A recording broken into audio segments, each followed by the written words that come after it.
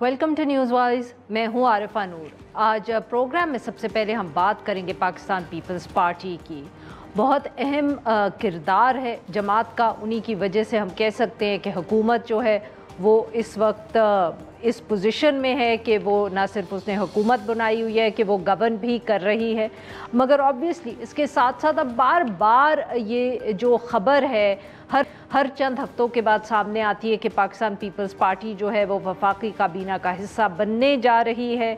एक दफ़े फिर गुज़िश्ता दिनों में जब मुलाकात हुई वज़ीर आज़म पाकिस्तान शहबाज शरीफ साहब से पाकिस्तान पीपल्स पार्टी के एक वफ़द की, तो दोबारा ये गुफ्तगू और क़यास सराई शुरू हो गई। कुछ मीडिया रिपोर्ट्स ने ये भी कहा कि ये जो मुलाकात हुई थी इसमें पाकिस्तान पीपल्स पार्टी की तरफ से जो स्टैंडिंग कमिटीज़ हैं, जो इस वक्त फ़ैसला हो रहा है जिनका पार्लियामेंट में कि किस पार्टी को कितनी स्टैंडिंग कमिटीज़ मिलेंगी, तो उस हवाले से पाकिस्तान पीपल्स पार्टी उनसे बात करने जा रही थी। मीडिया रिपोर्ट में ये भी कहा गया कि अगर पाकिस्तान पीपल्स पार्टी के हिस्से में 11 बनती हैं तो वो तकरीबन 12 ये कमिटीज़ मांग रहे थे, और साथ में सिंध हुकूमत के लिए फ़ंड्स फ्लड्स और क्लाइमेट चेंज के हवाले से भी मुतालबा है पाकिस्तान पीपल्स पार्टी का। इसके साथ हम बात करेंगे जो पाकिस्तान तहरीक इंसाफ से बार बार मुज़ाकरात का ज़िक्र हो रहा है, और इस हवाले से पाकिस्तान पीपल्स पार्टी का भी एक वाज़ेह मौक़िफ़ जो है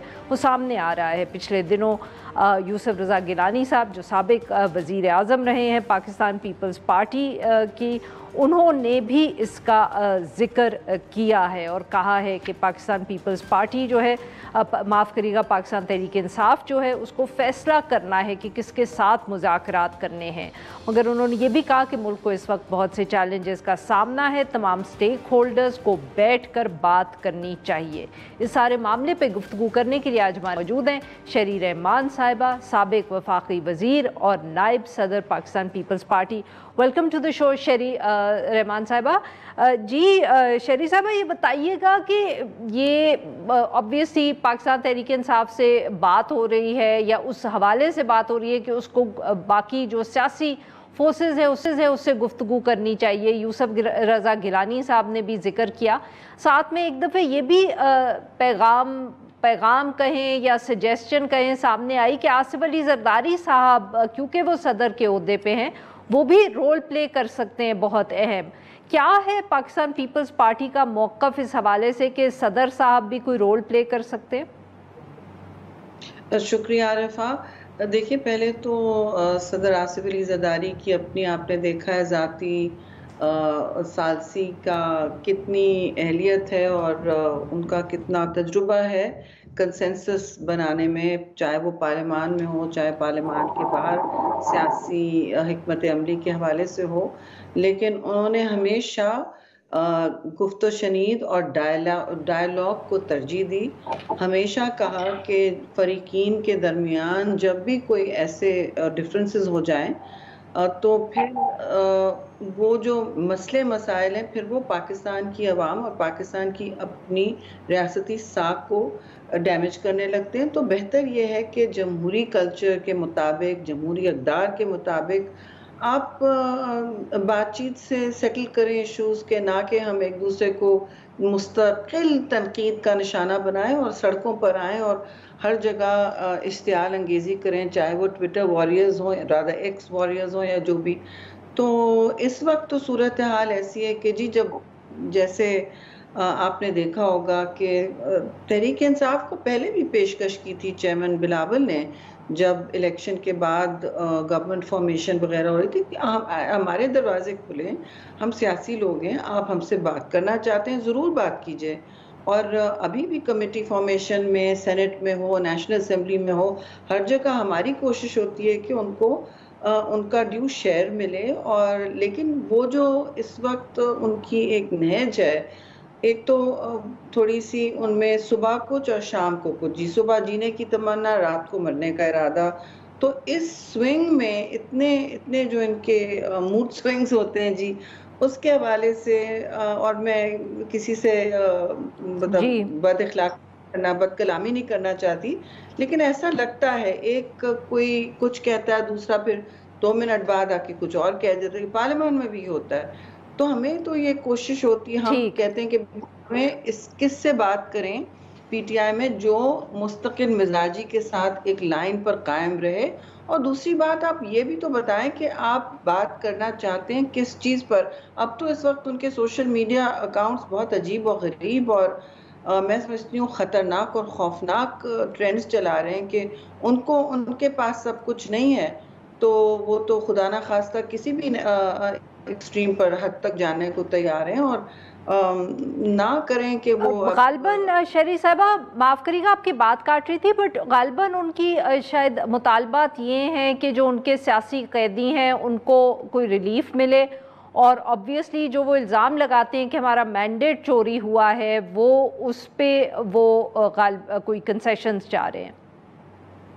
تو دیکھیے جو بھی وہ چاہ رہے ہیں یہ آپ کے ذریعے تو مجھے ایک نارمل خندہ پیشانی سے سننے میں تو کوئی حرج نہیں ہے، لیکن وہ نہیں یہ بات کر پاتے بغیر کسی انتہا پسندی کے. اکثر مطلب ان کی گفت و شنید میں ایک اگر صحیح بات کرتا ہے یا کوئی گفتگو کی بات کرتا ہے تو اگلے دن وہی بندہ یا کوئی اور کھڑے ہو کے اس کی نفی کرتا ہے. جی دوسری بات یہ کہ یہ اب اس وقت آپ کو غداری کے سرٹیفکیٹ ہاتھ نہ کرنا شروع کر دیں. انہوں نے ہر قسم کی ڈینجرس ٹرین ملک میں چلائی تھی، ابھی بھی وہ چلانے پر تلے ہوئے ہیں کہ مائی وے اور دا ہائی وے. دیکھیے اس قسم کے سیناریوں میں نہیں بات ہوتا. پیپلز پارٹی کو پہلے بھی ہم نے بھی بہت بالکل صحیح. ہاں جی شہری صاحبہ، وزیر اعظم صاحب سے ملاقات ہوئی پاکستان پیپلز پارٹی کے وفد کی، آپ بھی اس میں موجود تھیں. کابینہ میں واپسی کی بات ہو رہی ہے یا اسٹینڈنگ کمیٹیز اور فنڈز کے حوالے سے ملاقات تھی؟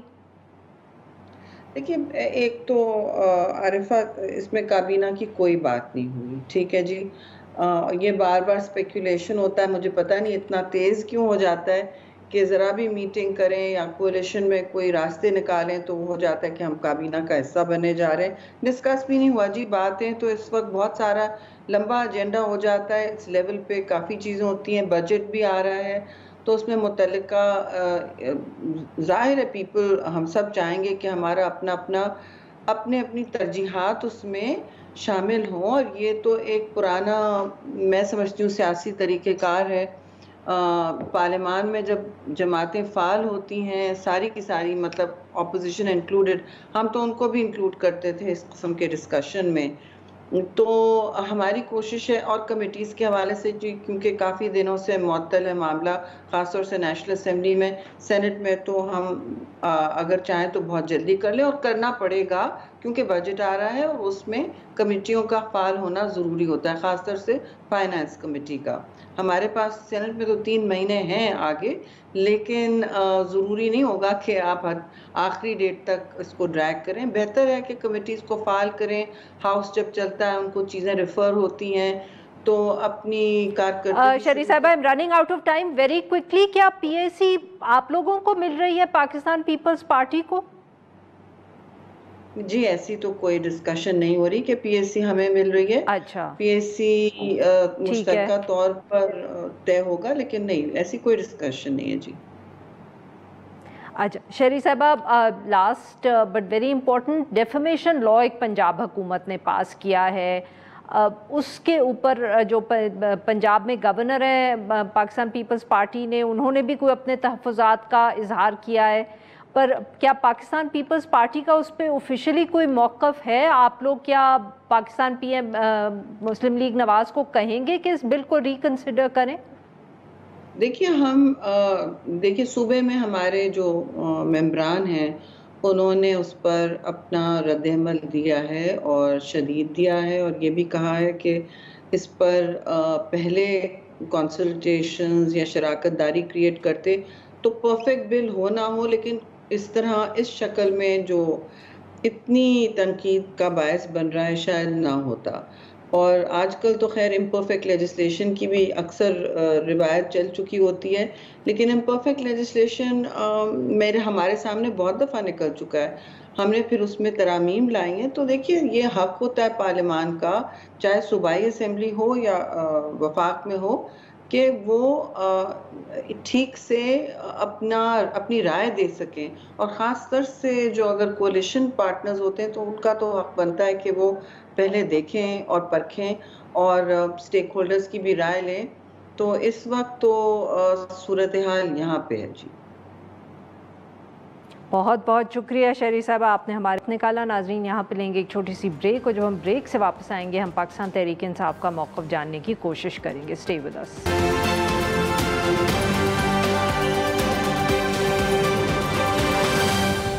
ویلکم بیک ناظرین. پروگرام کے اس حصے میں ہم جانیں گے پاکستان تحریک انصاف کا موقف ان سب معاملات پر. پاکستان تحریک انصاف کے لہجے میں ایک طرف تو ہم کہہ سکتے ہیں کہ 9 مئی کا جو ایک سال پورا ہوا، اس پہ جو پریس کانفرنسز ہوئیں اس کے بعد، اور خاص طور پہ رؤف حسن صاحب پر جو حملہ ہوا، اس کے بعد پاکستان تحریک انصاف کا جو لہجہ ہے اس میں دیکھا جا سکتا ہے کہ تلخی تو تھوڑی زیادہ آ گئی ہے. اس کے ساتھ ساتھ بہت سے ایسے سوشل میڈیا اکاؤنٹس جن کا تعلق یا جماعت کے ساتھ ہے یا لگتا ہے کہ جماعت کے ساتھ ہمدردی ہے، وہاں بھی جس قسم کا لہجہ استعمال کیا جا رہا ہے وہاں بھی تلخی بڑھتی ہوئی نظر آ رہی ہے.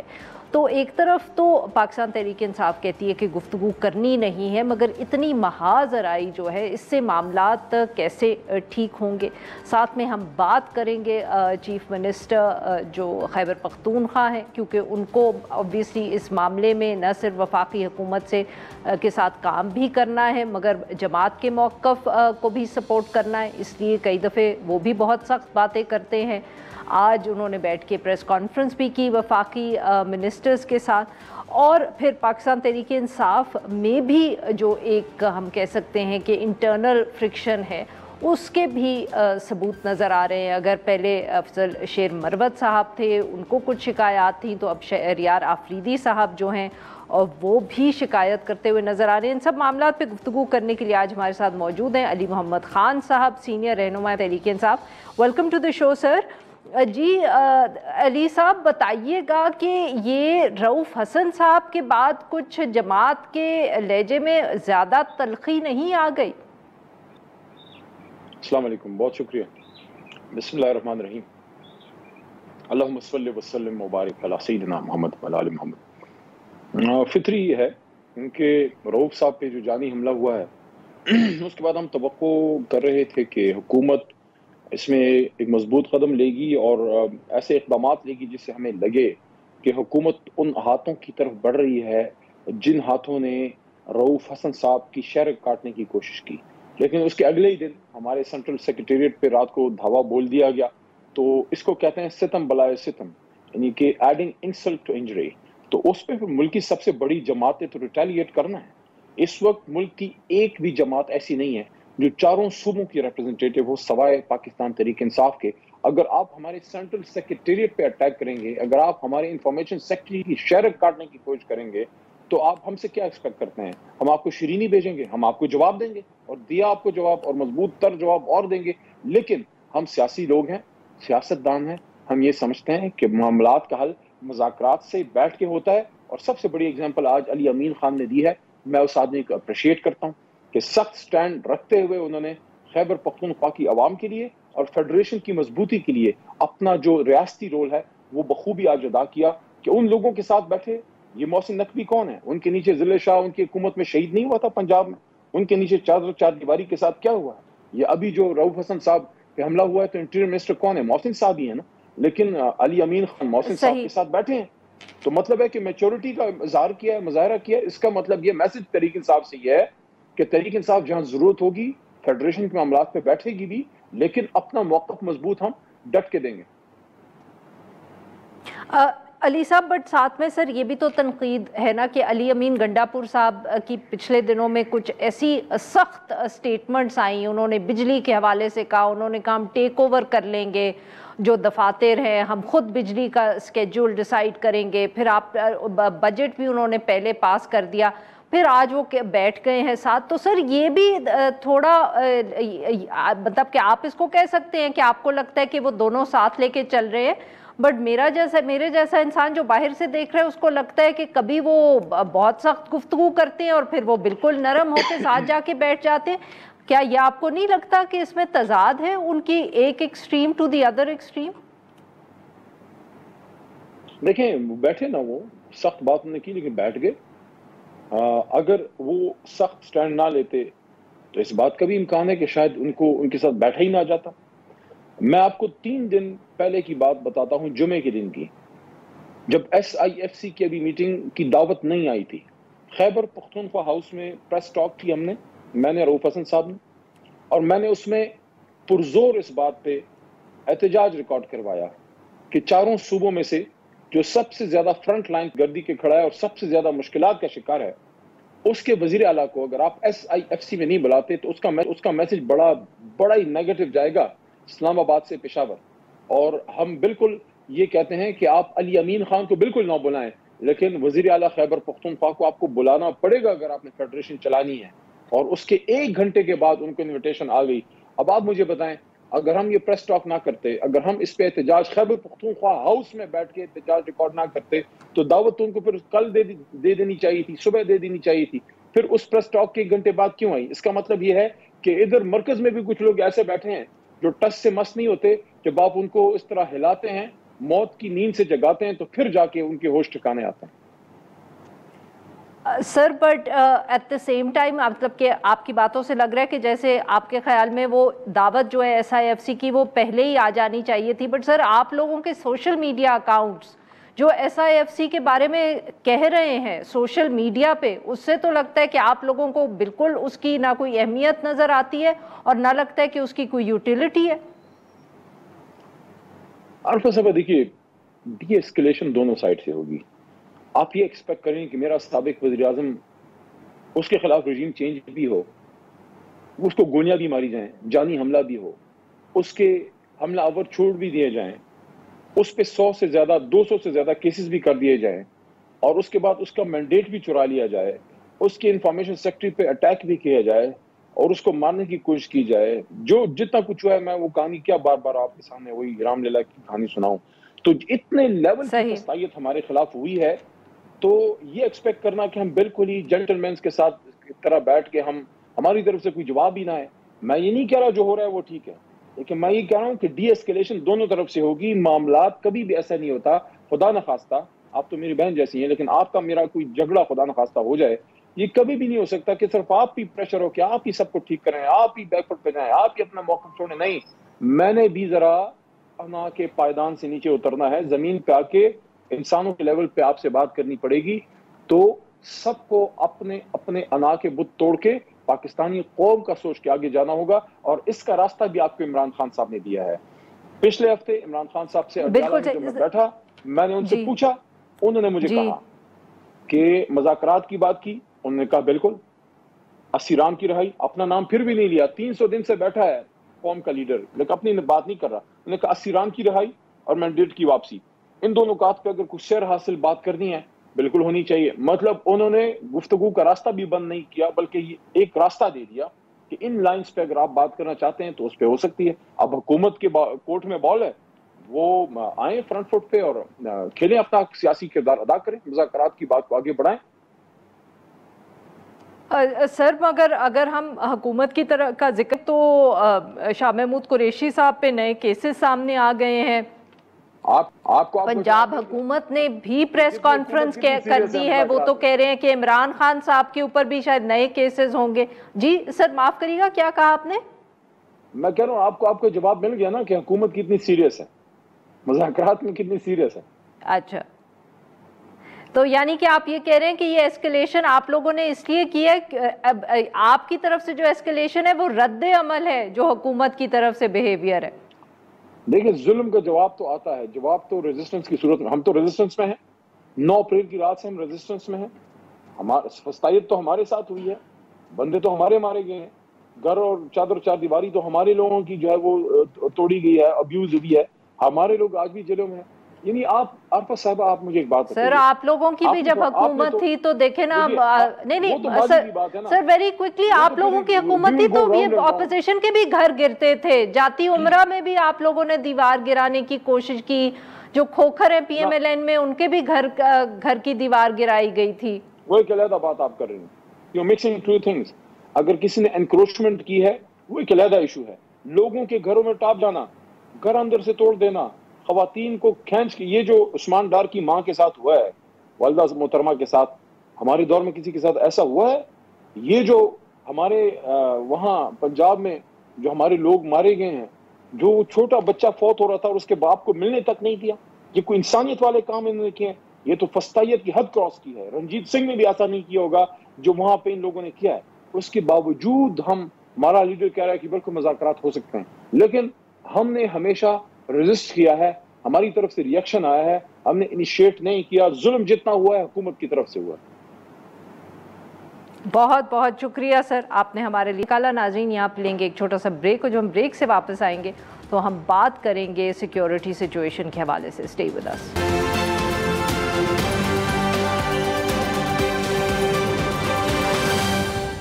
ویلکم بیک ناظرین. پروگرام کے اس حصے میں ہم ذکر کریں گے جو اوورآل سیکیورٹی سچویشن ہے, اس حوالے سے بات کریں گے. پچھلے دنوں میں آبویسلی سیکیورٹی فورسز کے آپریشنز بھی جاری ہیں, جن کے اندر آج بتایا گیا ہے کہ جو 27 مئی یعنی آج آپریشن کیا, اس میں دہشت گرد بھی مارے گئے, جبکہ ہمارے جو فوجی جوان ہیں وہ بھی شہید ہوئے. بٹ آبویسلی زیادہ جو اس کے ساتھ جڑا ہوا ایشو ہے وہ گزشتہ روز کی پریس کانفرنس کا ہے, جس میں وزیر داخلہ نے جو بشام میں واقعہ ہوا تھا, جس میں چائنیز انجینئرز کو نشانہ بنایا گیا تھا, اس حوالے سے تفصیلات شیئر کی. اور انہوں نے کہا کہ تمام شواہد جو ہیں وہ موجود ہیں کہ یہ واقعہ جو ہے افغان سرزمین استعمال ہوئی تھی اس میں. اور انہوں نے کہا جو افغان حکومت ہے یا کابل میں حکومت ہے کہ یا تو دہشت گردوں کے خلاف وہ مقدمات چلائیں یا ان کو پاکستانی حکومت کے حوالے کر دیں. اس سارے معاملے پہ گفتگو کرنے کے لیے آج ہمارے ساتھ موجود ہیں طاہر صاحب, سینئر صحافی ہیں, پاک افغان امور پر گہری نظر رکھتے ہیں. ویلکم ٹو دی شو سر. جی طاہر صاحب, پریس کانفرنس ہوئی وزیر داخلہ صاحب کی طرف سے, سخت لہجہ تھا آپ کے خیال میں, جس کو کہتے ہیں نا اپنگ دی اینٹی, یا روٹین کی جو سخت گفتگو اب ہم پاکستانی حکومت کی طرف سے ہوتی رہتی ہے, it was just part of that? بہت شکریہ مجھے دعوت دینے کی. کچھ تو کہہ سکتے ہیں کہ وہ جو پرانا ایک چل رہا ہے سلسلہ, کچھ وہی ہے لیکن کچھ سختی بھی ہے. اور اتوار کا دن تھا, اتوار والے دن عموماً چھٹی ہوتی ہے اکثر اس طرح, لیکن میرے خیال میں شاید انہوں نے محسوس کیا ہے کہ مسئلہ اہم ہے ان کے لیے اور اس پہ کچھ بولنا چاہیے, تو سخت زبان ہے. لیکن اس کا جواب جو آج آیا ہے وہ بھی اسی طرح سخت ہے طالبان حکومت کے ترجمان کی طرف سے. تو لیکن جو رویہ اختیار کیا ہے, ان کا کیا جواب آیا؟ اگر اس کی بھی آپ تفصیلات جی ان کا جواب یہ آیا ہے ذبیح اللہ مجاہد کا, اور BBC پشتو سے انہوں نے بات کی ہے. اور ایک تو وہی روایتی کہ جی ہم اس کو مسترد کرتے ہیں.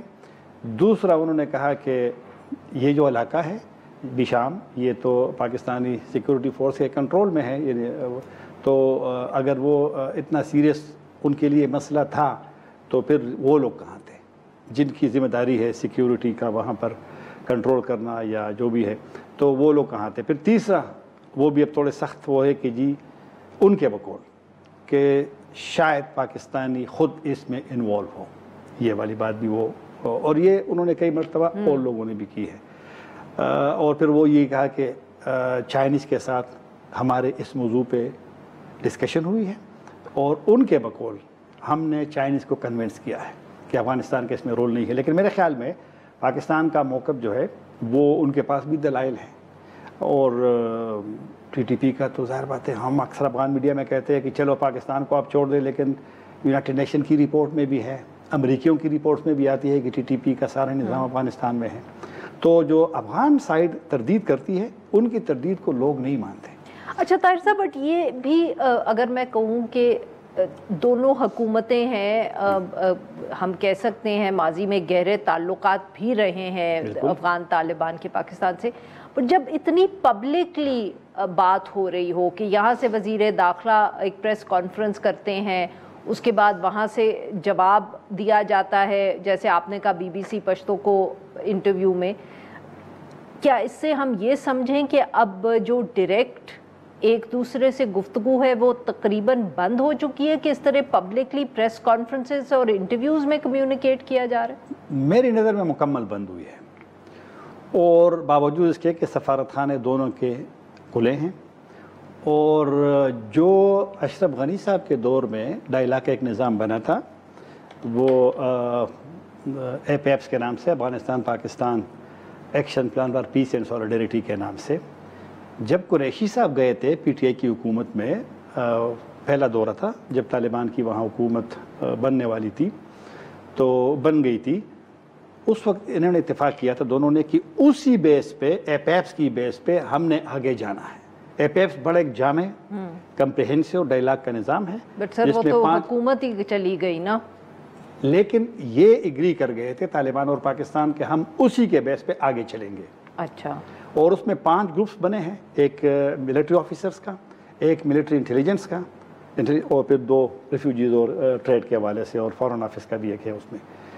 تو جب آپ کا ایک چینلز آپ کے کھلے ہیں اور آپ پھر بلیم گیم پہ آتے ہیں، آپ کی بات بالکل درست ہے کہ شروع میں تو پاکستان کو لوگ افغان اکثر اعتراض کرتے تھے جو طالبان کے مخالف لوگ ہیں کہ پاکستان ان کا وکیل بنا ہے، اور ایک لحاظ سے وکیل بنا بھی تھا، جو فنڈز منجمد تھے $9 ارب کے، پھر جناب جو سینکشن تھے ان پہ، لیکن اب وہی پاکستان جو پہلے طالبان کے ساتھ انگیجمنٹ کی بات کرتا تھا خود ڈس انگیج بھی ہوا ہے، اور ڈس انگیج سے تھوڑا سا مزید آگے جا کر کے بلیم گیم والا، اور بلیم گیم سے آپ مسئلے بالکل بھی حل نہیں کر سکتے، کیونکہ شروع ممکن ہے طالبان مشکل میں تھے، لیکن اب طالبان کہتے ہیں کہ ہمارا روس سے، ہمارا چین سے، سنٹرل ایشیا سے، اور میری نظر میں اس وقت افغان حکومت کے، طالبان حکومت کے اور امریکیوں کے بڑے اچھے تعلقات ہیں۔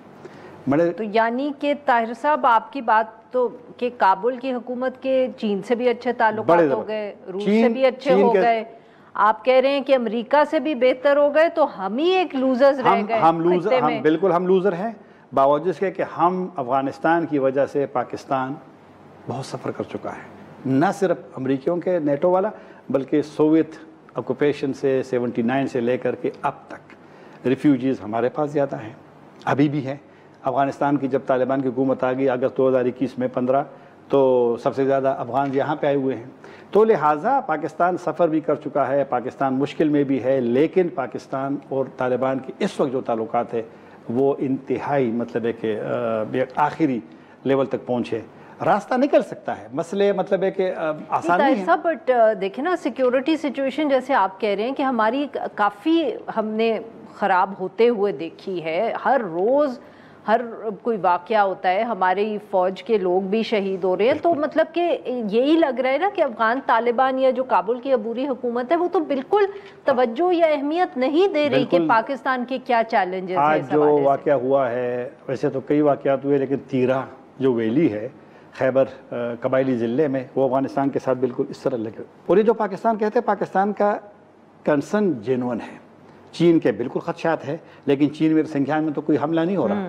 ازبکستان کے بالکل جنون ہے، لیکن ازبکستان میں کوئی حملہ نہیں ہوا، تاجکستان کا تھوڑا سا مشکل ہے طالبان کے ساتھ، لیکن تاجکستان میں کوئی بڑا حملہ نہیں ہوا، ایران کے کنسرن بالکل ہے، لیکن ایران میں کوئی بڑا حملہ، ہاں ایران میں حملے ہوئے ہیں، لیکن وہاں پر دوسرا فیکٹر انوالو ہے، داعش کا فیکٹر انوالو ہے، تو لہٰذا افغان طالبان کو سوچنا پڑے گا کہ یہ صرف بیان سے اور ڈینائل موڈ ہر وقت جو ان کا ہوتا ہے اس سے کام نہیں چلے گا، پاکستان کے کنسرن کو ایڈریس کرنا پڑے گا، اور اگر نہیں کریں گے تو افغان طالبان کو یہ بھی سوچنا چاہیے کہ جو پاکستانی عوام ہیں وہ بھی تو دیکھتے ہیں نا، تو لہٰذا جہاں یہاں پر ان کے لیے جو ایک شروع میں ایک سمپتھی والا ایلیمنٹ تھا پاکستان میں، وہ کافی سارا ڈیمیج ہوا ہے۔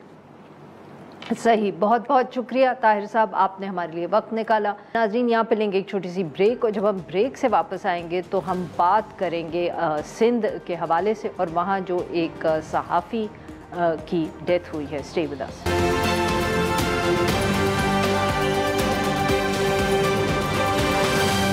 ویلکم بیک ناظرین، پروگرام کے آخری حصے میں ہم ذکر کریں گے میرپور میں جو جام بحق ہونے والے صحافی نصر اللہ گڈانی ہیں، جن کو نامعلوم افراد نے فائرنگ کر کے ہلاک کر دیا، اس حوالے سے جو Sindh commission for protection of journalist and media practitioners ہیں، انہوں نے جو JIT سندھ حکومت نے بنائی تھی اس قتل کی انویسٹیگیشن کے لیے، اس کو مسترد کر دیا ہے، اور یہ مطالبہ کیا ہے کہ ایک نئی JIT جو ہے وہ بنائی جائے، اور ان کے قتل کے بعد سندھ کے مختلف حصوں میں احتجاج بھی ہوئے ہیں۔ اس سارے معاملے پہ گفتگو کرنے کے لیے آج ہمارے ساتھ ہیں فہیم صدیقی صاحب، سینئر صحافی ہیں۔ ویلکم ٹو دی شو سر۔ جی فہیم صاحب بتائیے گا کیا اپڈیٹس ہیں اس سارے معاملے پر، کیوں JIT کو ریجیکٹ کر دیا گیا ہے؟ دیکھیے سندھ گورنمنٹ کے تحت جو سندھ اسمبلی سے ایک بل پاس ہوا تھا، اس کے تحت یہ ایک journalist and other media protection commission ہے۔ اس کمیشن نے جو JIT بنائی گئی ہے اس کو اس بنیاد پر مسترد کر دیا ہے کہ یہ کمیٹی جو JIT ہے یہ جو سکھر پولیس کے افسران ہیں ان پر ہی مشتمل بنائی گئی ہے۔ ہمارا یہ سمجھنا ہے کہ چونکہ صحافی یہ نصر اللہ گڈانی میتو ماتلو سے ان کا تعلق تھا، اور ماضی میں یہ ان کی بہت سی خبریں ہیں، بہت سی ان کی صحافت کے دوران انہوں نے پیشہ ورانہ اپنے فرائض انجام دیے ہیں، ان کی خبروں کے اوپر بہت سے بااثر افراد سمیت انتظامیہ اور پولیس کے افسران بھی ان سے ناراض تھے۔ تو یہ ممکن ہے کہ جو JIT بنی ہے وہ اس کے اوپر جو ہے وہ اثر انداز ہو سکے، یا کوئی JIT میں ایسا فرد بھی ہو سکتا ہے جو خود نصر اللہ گڈانی سے ناراض ہو۔ تو ہمارا یہ مطالبہ ہے کہ ایک اسپیشل انویسٹیگیشن ٹیم بنائی جانی چاہیے جس میں شامل کسی بھی فرد کا تعلق سکھر ڈویژن سے نہیں ہونا چاہیے، ایون جو اس کے DIG ہیں ان کا تعلق بھی سکھر ڈویژن سے نہیں ہونا چاہیے۔ اور آپ یہ بھی دیکھیے کہ سکھر ڈویژن وہ ڈویژن ہے جہاں جان محمد مہر کے قاتل آلریڈی جو ہے نہیں پکڑے جا سکے ہیں۔ جان محمد مہر بھی سکھر ڈویژن میں ہی جو ہے وہ قتل کیے گئے، آج تک اس کے قاتل نہیں پکڑے گئے۔ کہتے ہیں کہ کچے میں چلے گئے، کچے میں فلاں وقت میں آپریشن کریں گے، فلاں وقت میں آپریشن کریں گے، پانی اتر جائے تو آپریشن کریں گے، پانی چڑھ جائے تو آپریشن کریں گے، آج تک وہ نہیں پکڑے گئے۔ تو ہم کیسے یقین کر لیں کہ نصر اللہ گڈانی کے قاتل جو ہیں وہ پکڑے جائیں گے اور اسی سکھر پولیس کے ہاتھوں پکڑے جائیں گے؟ اس لیے جو جرنلسٹ پروٹیکشن کمیشن ہے اس کی میٹنگ جو پرسوں ہوئی ہے اس میں ہم نے یہ کلیئر انسٹرکشن دی ہے تو فہیم صاحب یہ بتائیے گا کہ کیا حکومت کی طرف سے یا IG کی طرف سے کوئی جواب آیا ہے آپ نے جو یہ مطالبہ کیا؟